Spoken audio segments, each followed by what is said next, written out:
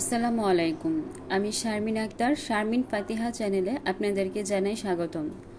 কাছে ও দূরে যে যেখানে আছেন, আশা করি সবাই ভালো আছেন। আলহামদুলিল্লাহ, আমিও ভালো আছি। ফাতিহা আর রায়ান সকালেই চলে গিয়েছে, একজন স্কুলে গিয়েছে আর একজন মাদ্রাসায়, ওর বাবা দিয়ে এসেছে। তো সকালবেলায় আমি বিছানার চাদর গুছিয়ে নিচ্ছি আবার ঘুমানোর জন্য, কেননা রাতে ঘুম হয়নি ভালো, এজন্য এখন আবার ঘুমাবো হালকা পাতলা একটু নাস্তা করে।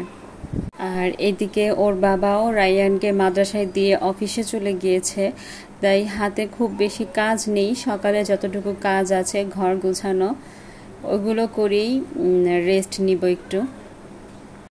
আর এই যে যে বিছানার চাদরটা দেখছেন, এই বিছানার চাদরটা আমার মা আমাকে গিফট করেছে। তো আমার কাছে অনেক ভালো লাগে চাদরটা, আর চাদরটা কিন্তু অনেক কমফোর্ট।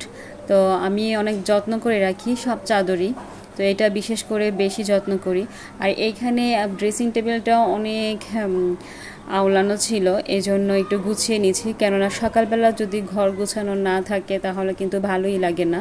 আর যেহেতু ছেলে মেয়ে স্কুলে গিয়েছে, ওরা যদি বাসায় এসে দেখে যে পরিপাটি না ঘর, ওদেরও মন মানসিকতা ভালো থাকবে না।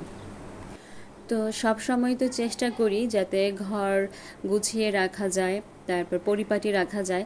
তারপরেও বাচ্চা যেহেতু আছে একটু আওলাবি, ওইটাই স্বাভাবিক। তো এইদিকে আবার ফাতিহার বাবা কিছু ফল নিয়ে এসেছিল, এর মধ্যে আঙুর ফলটা গুছিয়ে রাখছি। আঙুর ফল রায়ান আর ফাতিহা দুজনেই খুব পছন্দ করে, এই জন্য রেখে রেখে খাবে, এই জন্য ফ্রিজে রেখে দিব।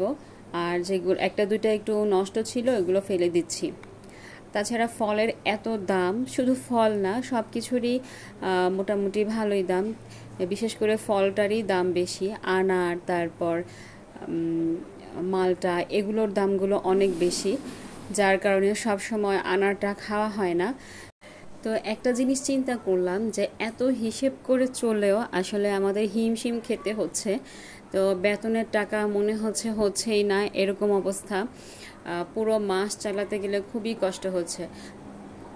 আর বাচ্চাদের চাহিদা তো দিন দিন বাড়তেই থাকে, ওইটা হবেই। বাচ্চারা যত বড় হবে ওদের চাহিদাও বাড়তে থাকবে।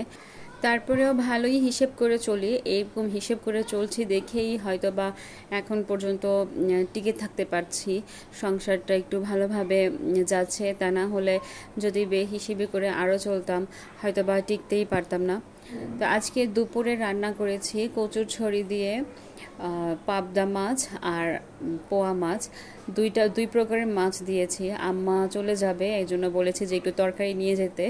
আর এটা হচ্ছে আমার বড় বোন রান্না করেছে, তেলাপিয়া মাছ আলু দিয়ে টমেটো দিয়ে।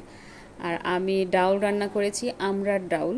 তো ওই দিন আমড়ার ডাউলটা খেয়ে অনেক মজা লেগেছিল। আমি অবশ্য আমড়া যদিও পাইনি, এজন্য আজকে বেশি করে দিয়েছি আমড়াটা, যাতে করে খেতে পারি।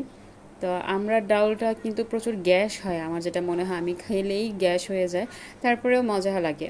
তো আজকে এই পর্যন্তই। আল্লাহ হাফেজ, আসসালামু আলাইকুম।